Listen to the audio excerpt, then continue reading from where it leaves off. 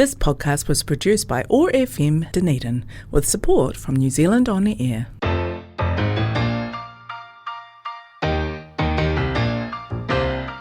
Ever wonder about the stories of the women around you? We wanted to create an intentional space for women to share the wisdom they have gained through life experiences. Tune in to be in awe of some of the Wonder Women in our midst. Wondering Women on OAR FM Dunedin.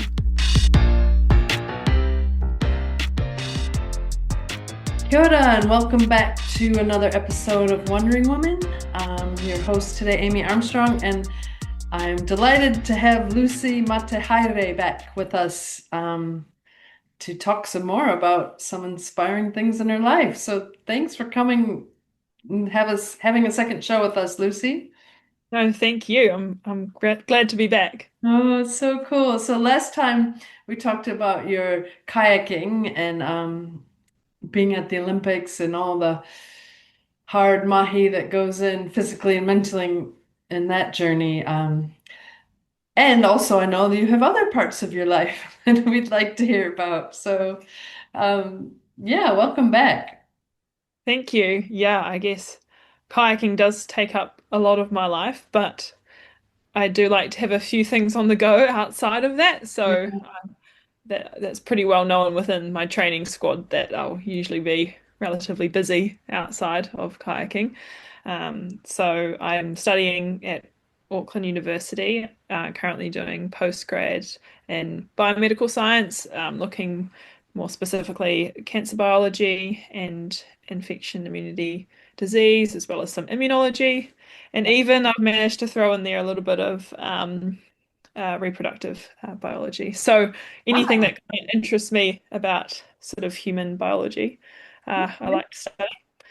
And then I also have a passion for songwriting. I think that's something I got blessed with. So I've been, I guess, writing songs since I was really young, probably around 5. So started young again. But it's something that I really like to use as, like, I guess, an emotional outlet. It's obviously a creative process, and I can take that around the world with me. For example, when I'm, training overseas for weeks or months on end, can pick up the guitar and write some songs in my downtime instead of just sitting in the hotel room watching Netflix or something. So I really enjoy that.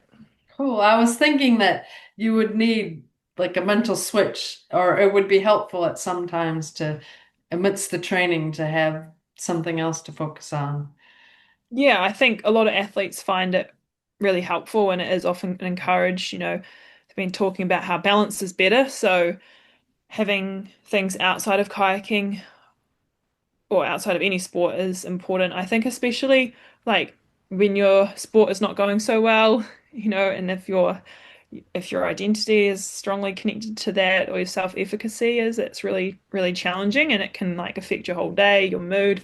Whereas if you have other things that you can go to outside of sport, and if that's social, that's even better. But something that can help like pick you up or be like, no, I am good at this.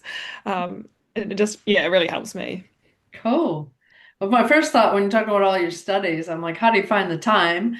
But because would training be year round, or how do you fit your studies into your training? I have recently, I'm only studying 1 paper per semester. So I was studying 2 papers part-time, and then now that kayaking has got more intense and serious, well, it always was serious, but more intense, I've gone down to just 1 paper so that the workload is manageable, which is at postgrad is like a 2-hour lecture, some reading, and some assignments. So I can manage that pretty well with kayaking. But when I want to have a nap, that's my my New Year's resolution, or the start to the season. My resolution is that I got to prioritize my sleeping instead of just studying through, because I'll get really tired and I'll still try and study, which is not helpful. Yeah, I can imagine sleep is crucial, especially for the long game, right? Because I didn't ask you in our first episode, but are the next Olympics on the radar, or your goal, or is it wait and see? I don't know how all that works. No, they're definitely on the radar and fast approaching, it feels. There's only 2 and a bit years, so um, the runway is getting a little bit shorter.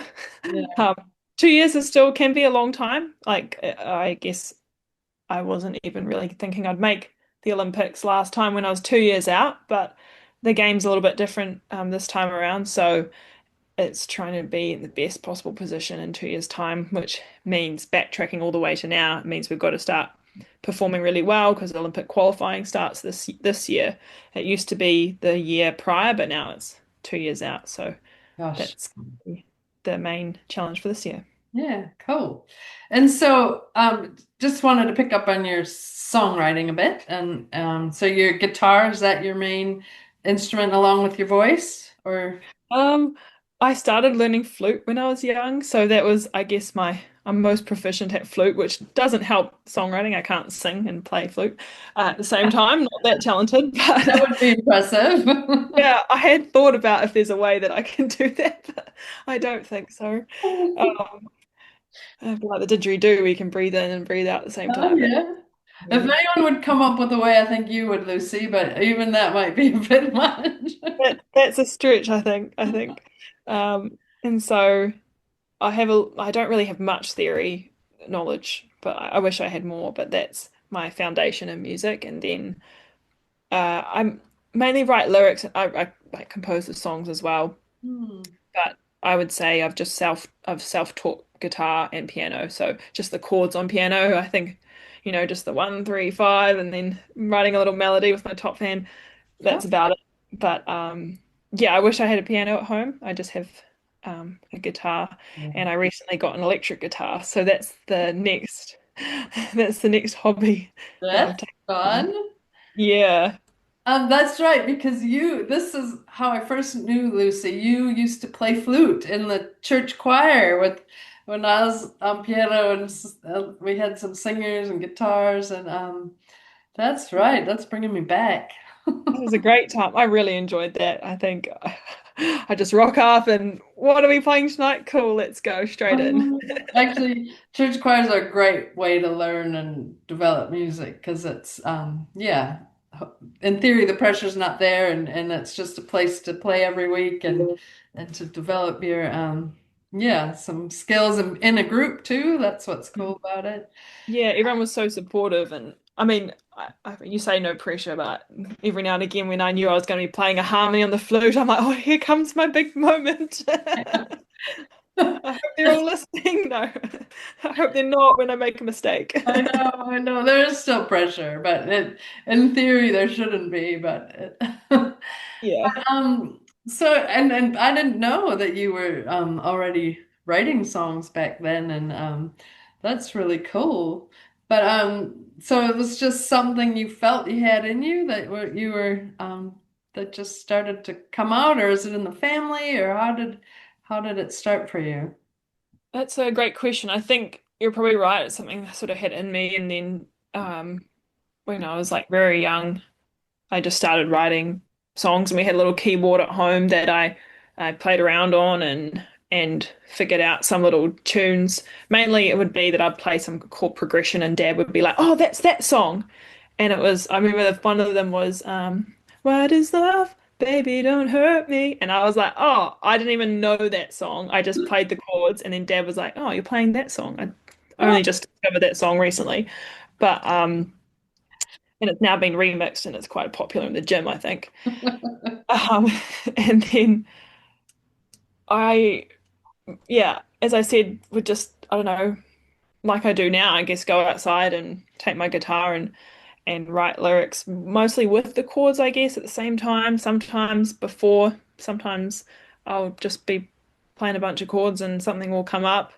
And definitely when I've had say events or circumstances that have been emotionally challenging or that, if I'm feeling sad um or really happy. I wrote a song for my fiance's brother's wedding. So that was really fun. I had COVID for a week and I was just going to make it out for the wedding. And so I wrote a song, which was really cool. Don't know where that came from, but Wow. quite exciting. So some of the times they just arise. But other times, if I try and sit down and have a songwriting session, it's really tricky. You got to have the creative juices have got to be flowing. Otherwise, you feel like you're just trying to draw Mm. blood from stone. So, um, yeah, I guess whenever something arises, I'll just get my pen out and off we go. Yeah, that's really cool. And because I was thinking, like, I know that's why, well, music and art is so amazing because it helps us express our emotions, right? And I was wondering if that was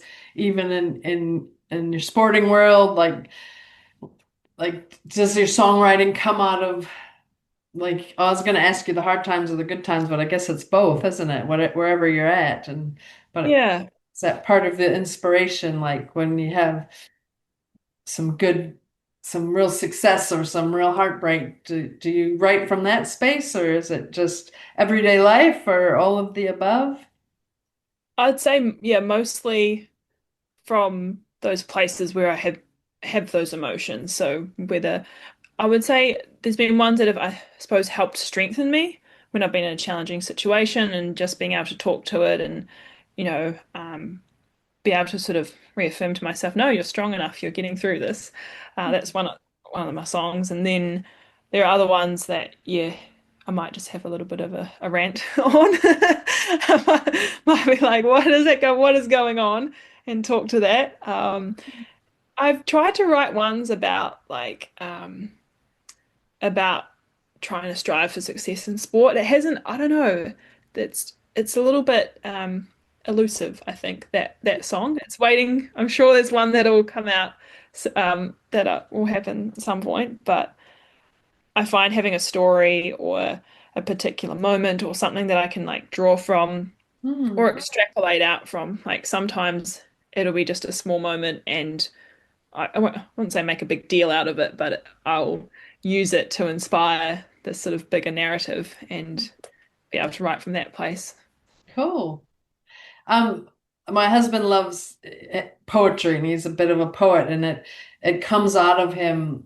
It just comes out of him without even thinking about it. And then he said to me the other day, sometimes it explains to me what I was feeling and I didn't even know it. Does that happen to you, or do you know what it is and then write it? Or do you write the song and then you have some clarity afterwards? Do you know what I mean? Good question. I'm not sure if I've experienced that. I have experienced when I have actually written a poem and I was like, wow, where did that come from? I was 16 and I wrote about morning sickness when you're pregnant. So I have no experience in that to date. So I don't know where that came from, but Oh. yeah. But otherwise, I would say it helps if I'm clear on how I'm feeling in the situation. That helps me, right? Mm. Otherwise, when there's stuff going on emotionally and I can't quite name it or I'm not quite sure what's driving it, and I do write from that place, it's kind of a little bit murky.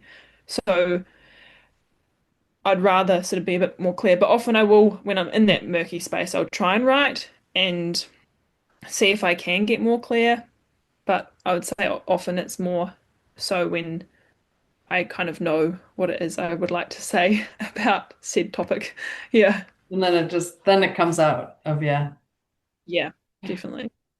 Inspiration is an amazing thing, isn't it? Like it's a real, and it is gift too. Like I love music and I've played my whole life and both my parents are musicians. I've never written music until more recently. I think. Well, about 5 years ago, I had a really good friend who was a very, very talented musician, and he could compose music, but I could only write the words. I can't hear the tune in my head, and I've always wanted to, but I think it must be a gift because one that I don't possess. So Not yet, at least. yeah, Not maybe yet. it's still to come, we can still have new inspiration any time of life, I suppose. Yeah. I find melodies really tricky. So I think that's something I maybe has gone better over the years. But yeah, I would say the lyrics would be easier for me and then putting some chords, but actually figuring out a good melody is hard. Yeah, it's Some perfect. tools, probably need a piano, as I said. Yeah. Down and like play around with a few things and then or try and hear how the words should sound Mm. in sentence or in the line that they're in and how you want to convey the message through that. So Do you yeah. have your flute with you? I wonder if that would be a good melody. I do. I think I have tried that. I have definitely tried that, but it just sounds so different. It's like classical instrument. I'm trying to write a pop song maybe. Yeah, I was gonna ask you, do you have a genre that you like in your music that you write? Would it be pop? Would it be rock? Would it be folk? What would you classify it as? See, I don't really know enough about the real true definitions of each of them, but probably more pop ballads, sometimes a little bit of more rock influence in some of them when I really have something to say, which is Oh. quite fun, hence the electric guitar. Yeah, oh yeah, that would be fun. It's interesting because the reason I asked about your flute is I just remembered years ago, like probably 15 years ago, I have a Northern Irish friend who's a very talented tin whistle player, and she taught a group of us how to play tin whistle. And then I could write melodies. It was interesting. They were like Irish jigs that I wrote, sort of Yeah. just fun. But I've never had it on piano or guitar, which is interesting. Oh, so maybe it is kind of linked to what you're playing at the time or what you're being influenced by, like what you're hearing or creating. Yeah. I mean, I have to give credit to my mum. Apparently, when she was pregnant with me, she played Beethoven and Bach and a bit of Tchaikovsky, which I listened to when I was growing up. I danced around, mostly to Tchaikovsky, to Swan Lake. But yeah, I reckon must be something in that. Maybe I was hearing through the wall. Yeah. I'm sure, like, and classical music, it's such an inspiration and so beautiful, even when we don't even realize it, I think, because I grew up with a lot of that too, and probably when I was a teenager thought it was boring, but now as a, well into my life, I appreciate it a lot. So I'm sure it influenced you to some degree.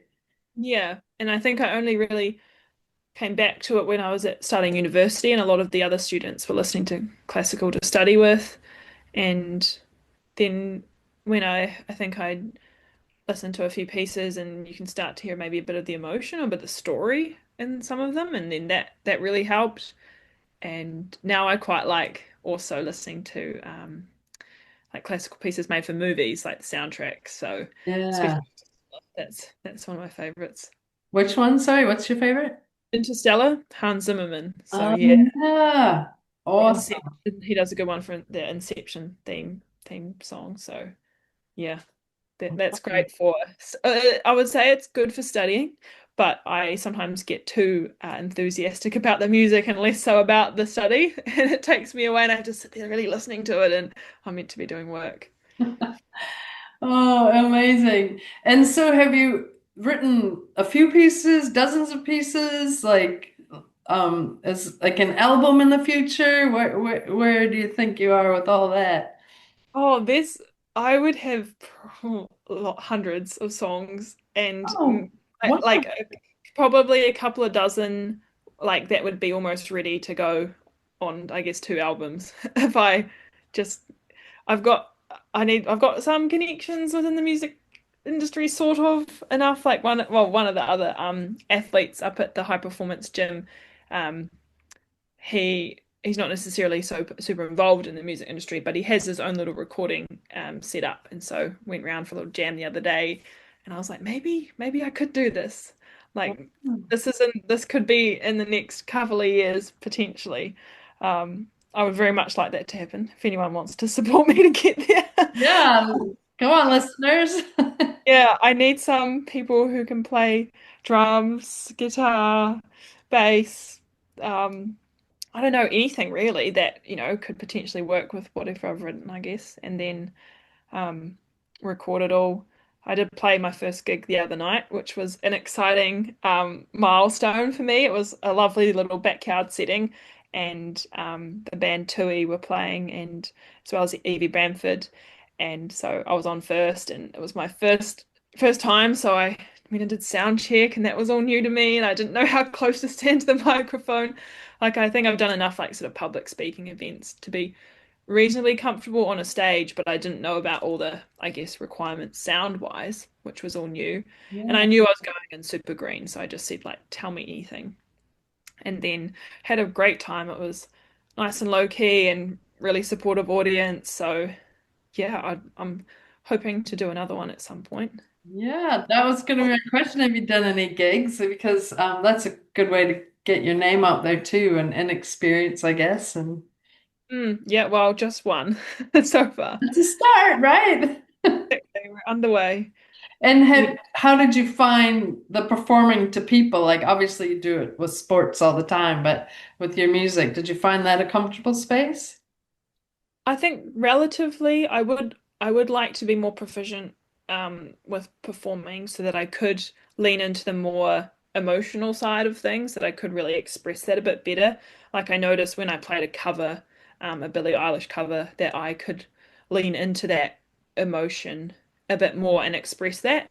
Whereas with my own stuff, it's all obviously original, no one really knows it, and I'm more focusing on making sure I remember the lyrics and the chords and get it all at the right time and how loud do I want this part to be, and and so I was more consumed with those parts rather than the actual nuance. Yeah. And I think I didn't have any like in-ears or anything, so I couldn't quite hear how my voice was like in like real clear detail. So I would have liked to have used it a little more, um, yeah, find that nuance, I guess, with my voice, which I don't have any training, vocal training.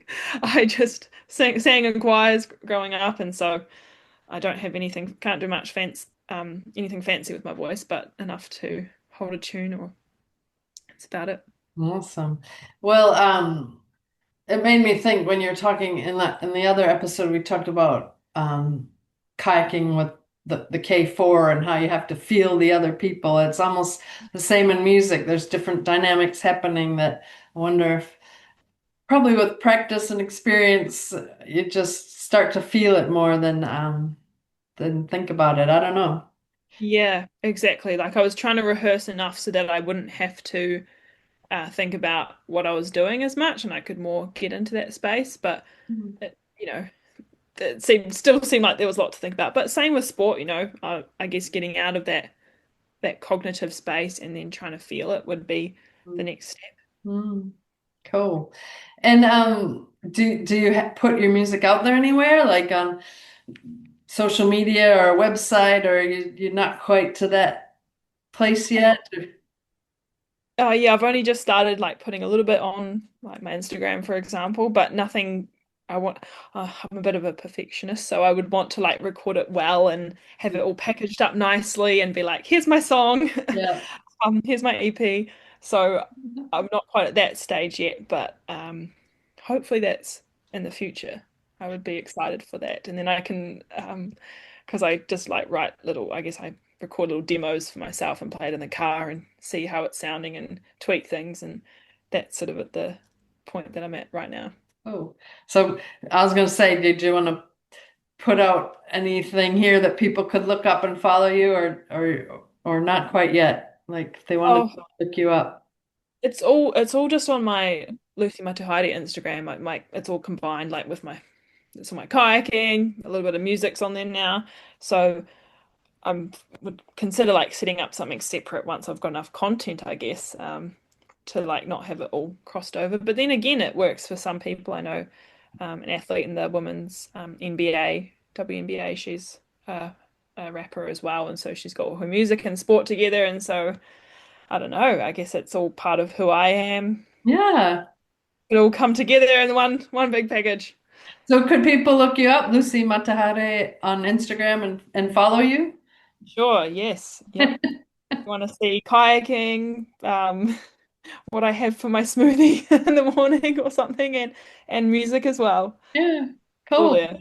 Well, that's what made me think. I must have saw a reel on Facebook. I mean, and we because Lucy and I haven't been in touch for a while, and then I saw you were doing something, and I thought, oh my gosh, I'd love to hear more of your story. So, Yeah, this is very cool. So social media, it's good for those sort of things.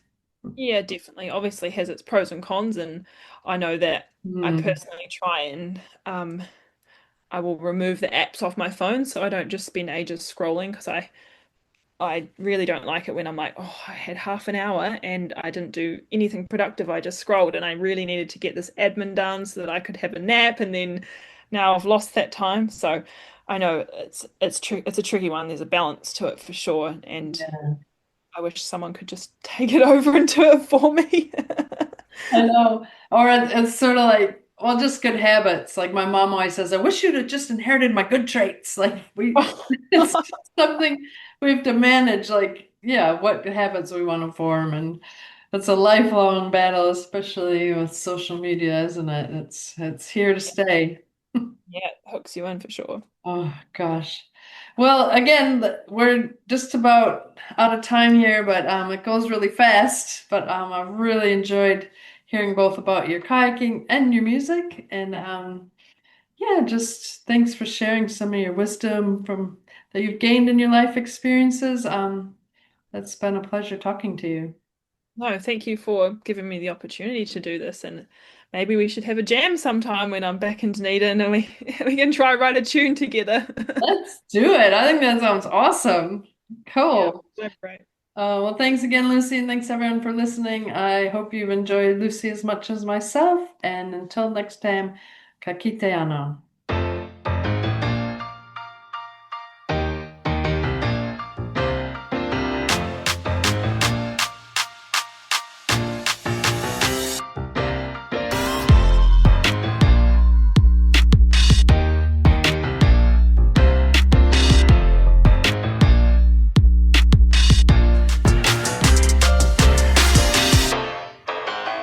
This podcast was produced by OAR FM Dunedin with support from New Zealand On the Air.